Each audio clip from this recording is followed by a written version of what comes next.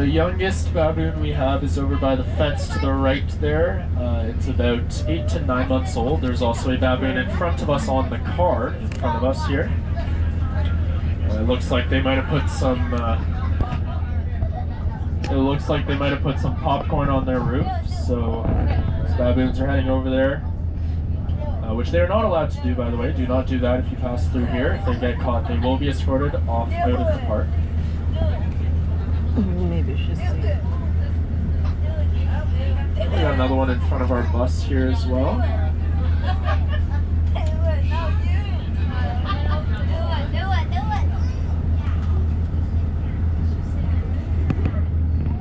She's watching.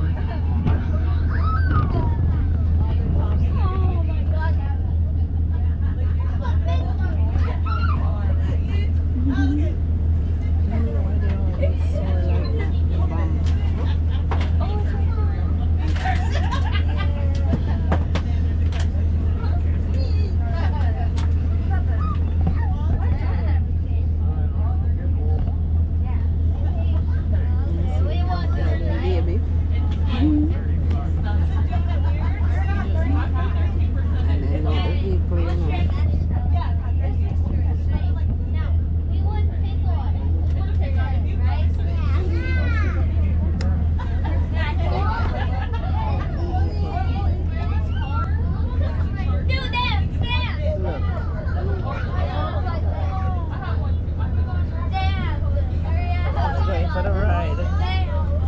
That's why I don't drive inside here. Look at it. It's gonna come off.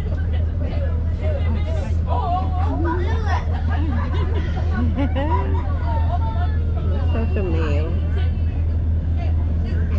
It's a male.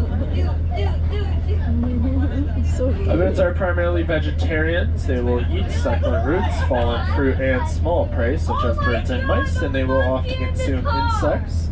This makes the baboon an omnivore.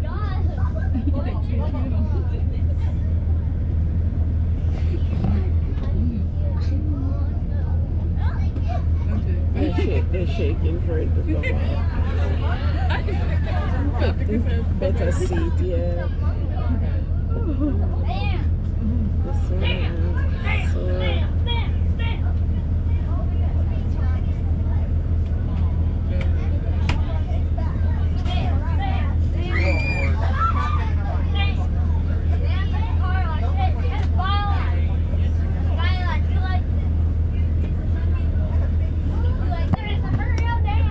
Now we do caution visitors not to open their windows in here. Called a Barbary sheep.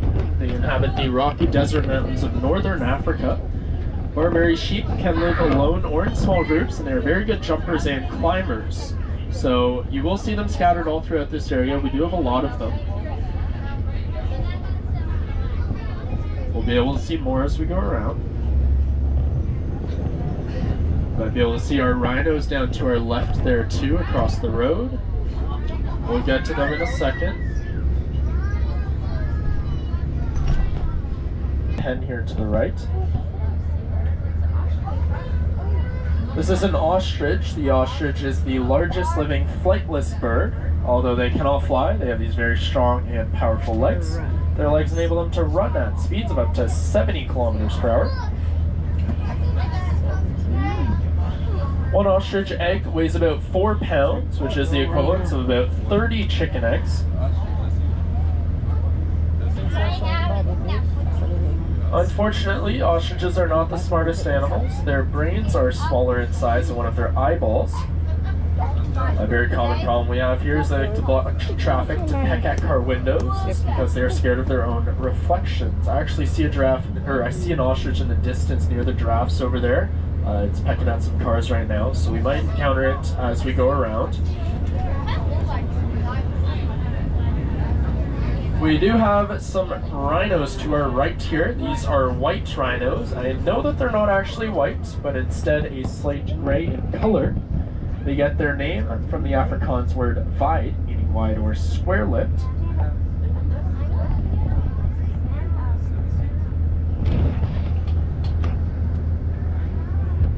Rhinos are strictly vegetarians. They will crop the grass in order to eat.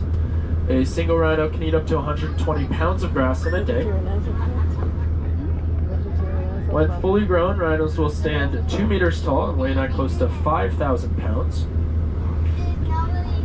Even though they are so big, they can reach speeds of up to 50 kilometers per hour. I'm gonna mess with the deer.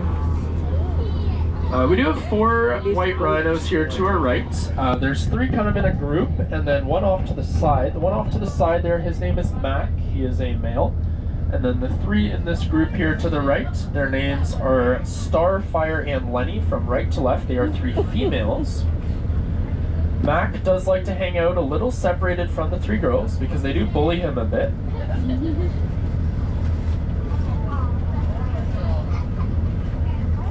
We'll go around to the other side of the road here. We'll be able to get another good look at our rhinos. We have some more of those Barbary sheep in the grass hanging out with them as well. Early spring, so all these babies are about between 3 to 5 months old.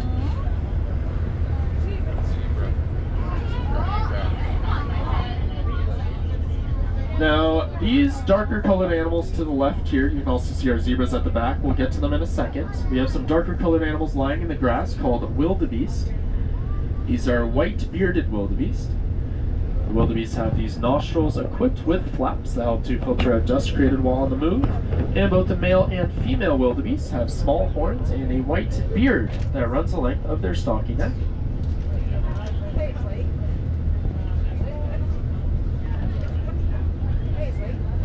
Once again, we have our 4 white rhinos to the right here. Unfortunately, people have hunted the rhino for various reasons, including sport, hide, and horns, which are believed to have magical powers. White rhinos actually have 2 horns, one behind the other if you look closely. Their horns consist of keratin, which is the same protein that makes up our hair and fingernails.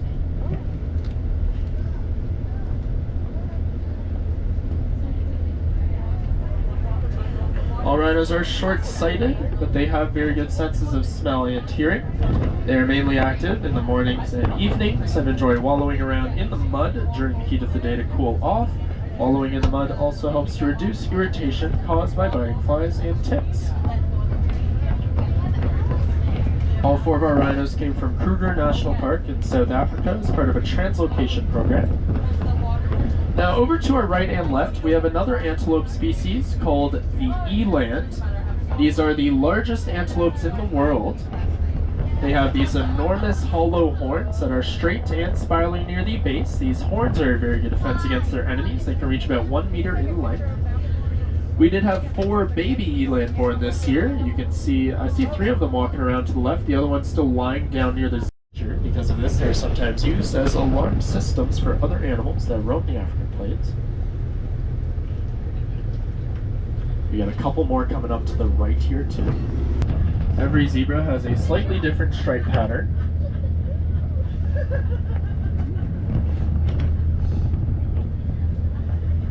It's the only place in the world you can see a Canadian goose 10 meters away from the zebra. We have some more of those scimitar horned oryxes over to the right, these beautiful antelopes here. We got a couple more of these Barbary sheep over to our right. That guy's still hanging out on that rock to the left here.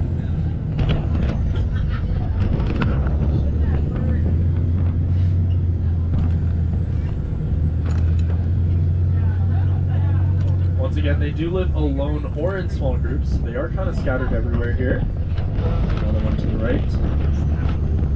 100 meters in length. Males also have long manes.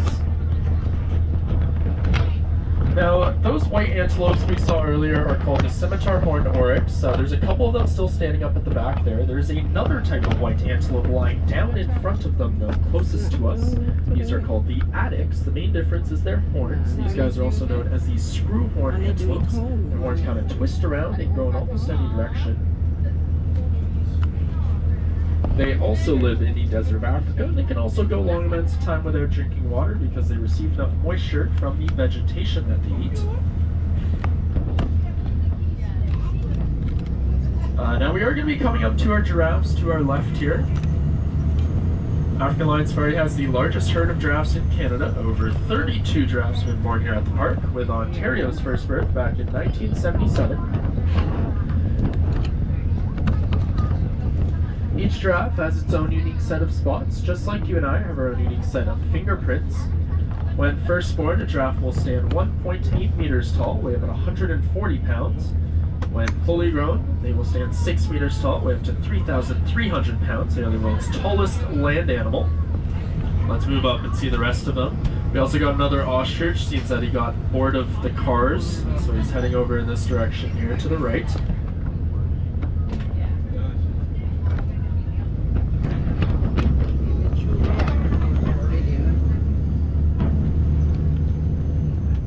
Now we got some more giraffes to the right here. We do have a baby giraffe with us. I want this one. Our baby giraffe's name is Kawavi. He's going to be in the grass to the right here. Kawavi was born September 17th, 2025, so he's about 10 months old, almost 11 months now. 10 months.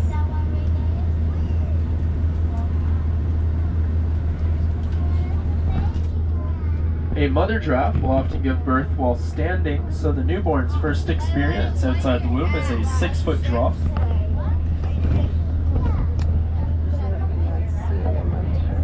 In the wild, giraffes will sleep as little as 30 minutes a day, and they usually sleep standing up. We got a couple more coming up to the right here. There are 3 to the right. The one in the middle of the 3 licking the post right now, her name is Kikuyu. Kikuyu was born with a birth defect called side jaw, which is why her tongue is always hanging out and her jaw is crooked. We'll see if she looks up again.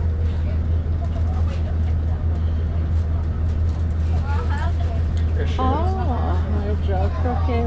Okay. And another good look at her here. Yeah, her jaw crooked. A giraffe's tongue is about 18 to 20 inches long and purplish black in color. The color is thought to keep the tongue from sunburning. I should fix it. Why did they fix it? Now, even though half this animal's height is composed of the neck alone, giraffes have the same number of vertebrae as a mouse, which is 7. They also have a very strong and powerful 24-pound heart. The large size is needed to pump the blood all the way up the long neck and into the brain.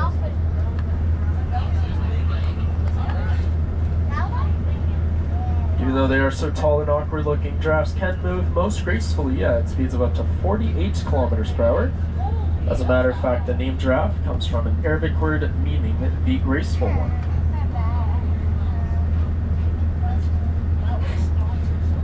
He's coming. He's gonna come. He's gonna come. He always come and stay right at the bus here. Is it that one that now comes again? Couple heading over here to visit us. There's one over to the left. She might also just be coming over to grab some food there.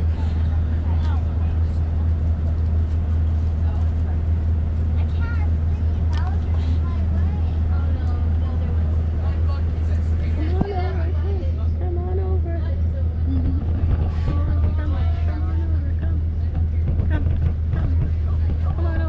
Well, we might have one crossover in front of us here. It's pretty hard to really tell how tall a giraffe actually is because we are in a massive bus. A good reference point I like to use is a 5'5" adult can stand underneath their belly in between their legs. So cute.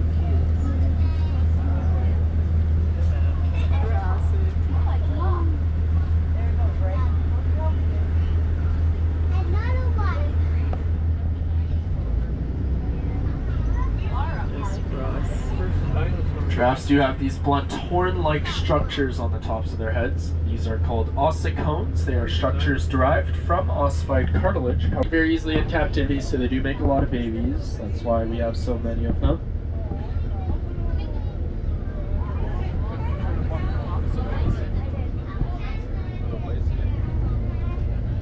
To our left, we also have some larger animals called bison. At one point, there was an estimated 70 million bison roaming North America. A large male bison can tip the scales at about 2,800 pounds. In the spring, they begin to lose their heavy coats that was protecting them during the winter season. You also see the bison rolling in the dirt. The rubbing action helps them get rid of some of their old fur, and the dirt protects their skin from insects. There is a baby bison in there as well. They are very easy to spot because they are rusty reddish in color when they are first born. We did have quite a few babies born this year. This one over to your left that you see there is very young, probably, if I had to guess, 2 to 3 weeks old maybe. We had a couple more babies born this year. There's a smaller one lying in the grass directly to your left, but they're closer to 3 to 4 months old. Look, they got scared. You might be able to see that baby bison on the other side there too.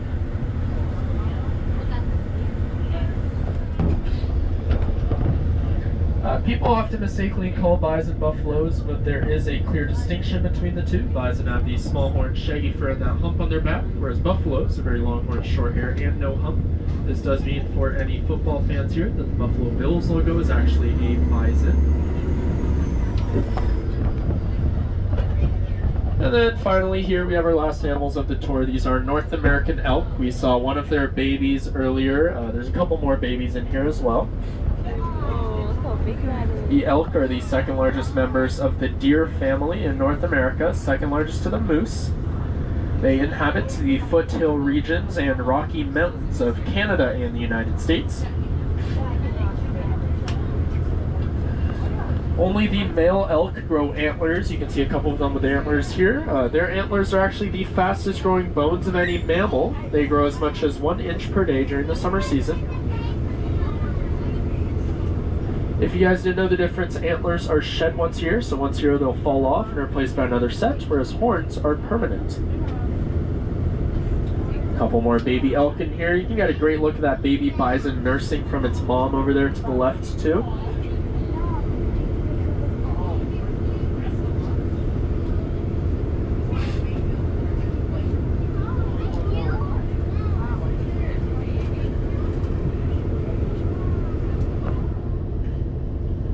And we got a couple more bison chilling in the water here to the left. On hot days, they do like to go in the water a lot.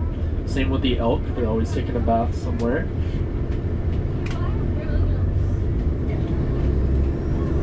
Now, unfortunately, here we are going to be coming to the end of our tour. As we exit the reserves, please take note of We're about to enter a 40-acre reserve consisting of mostly open land. This area serves as a natural refuge for many wild animals and birds that are inhabited here. Hi, This area includes willow, ash elm, and a large shelter. Hi, Jemiah. The Nature How are Park you? Railway is intended as a scenic ride and not as animal display. Therefore, it will only be by chance that the animals are seen. So please keep your eyes open and your cameras ready. Morning, what's your name?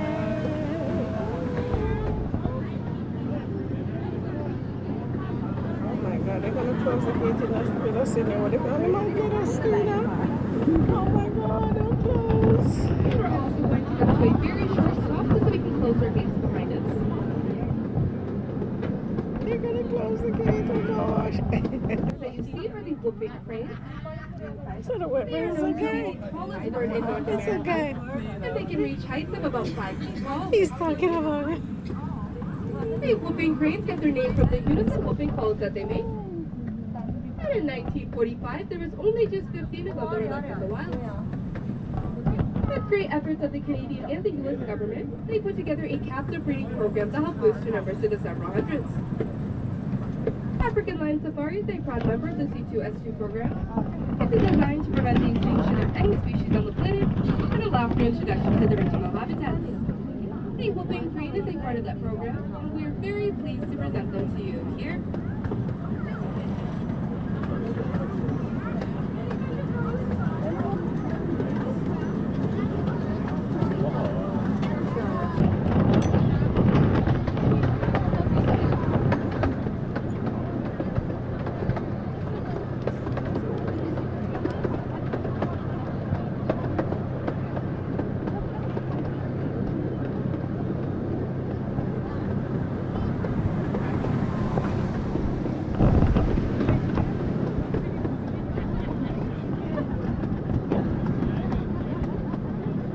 Sorry, the water.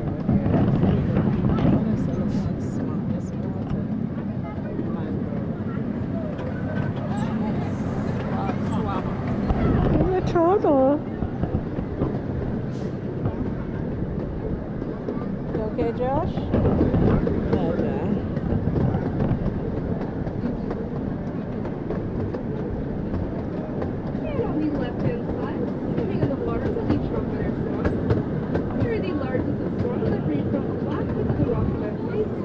they're easily recognized by their straight black bunny beaks.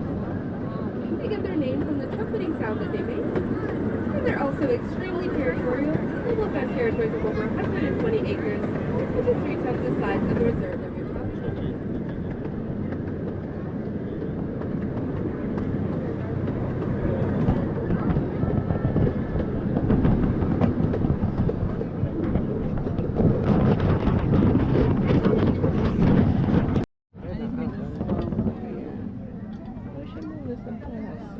A full-grown Asian elephant can eat up to 200 pounds of food a day and drink about 60 gallons of water as well. And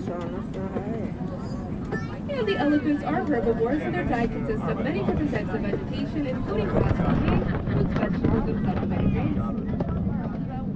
If you would like to see more of the elephant herds, foods, eggs, and training, follow the path on the right-hand side.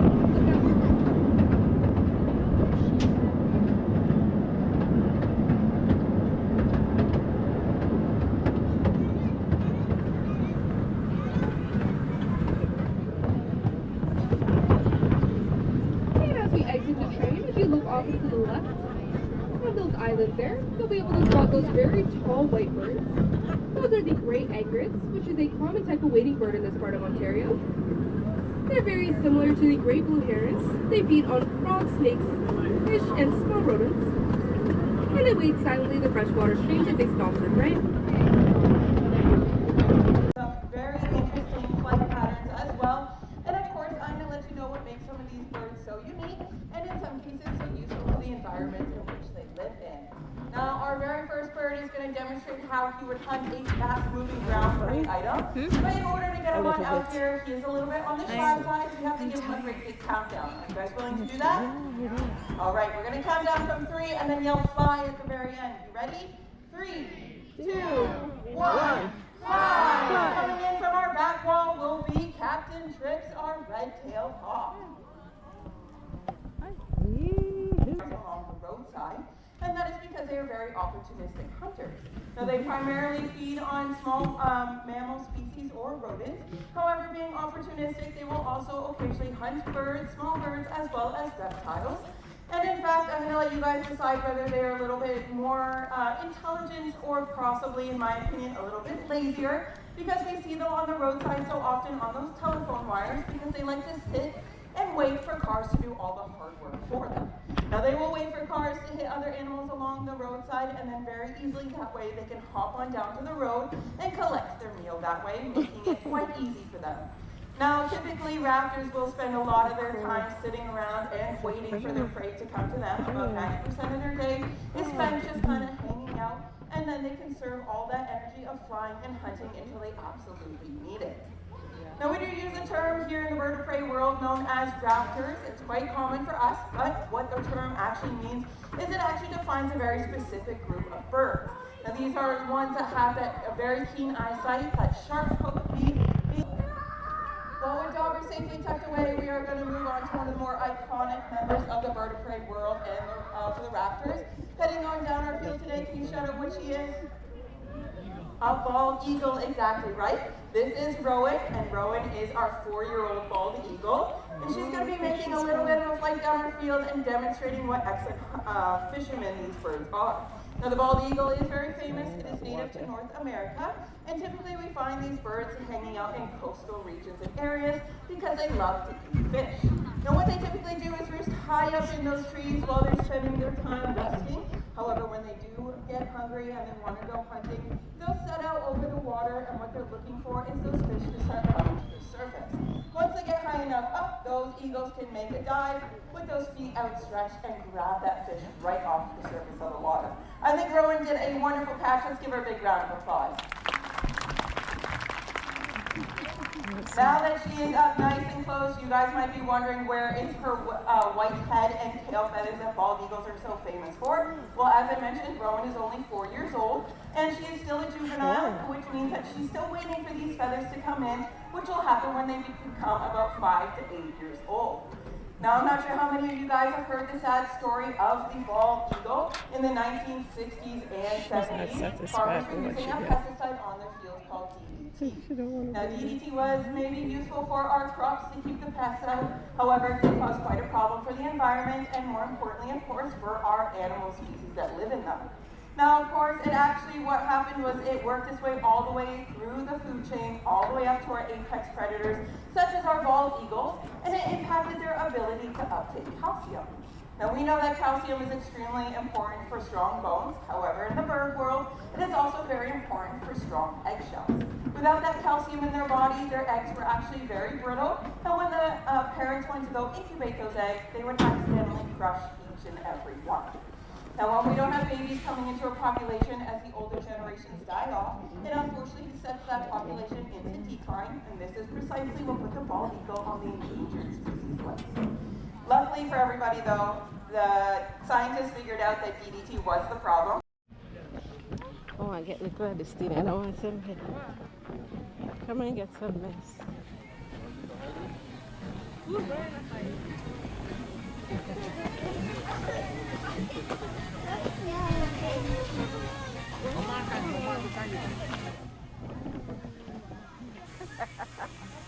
It's salty.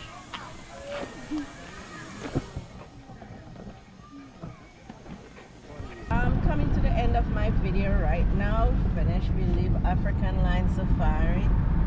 So now everyone is back in the vehicle and we're heading home. Thanks for being here with us. And remember, just think that notification bell.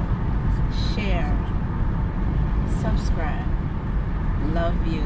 Good morning, good evening, good night, wherever you're watching from. Love you all.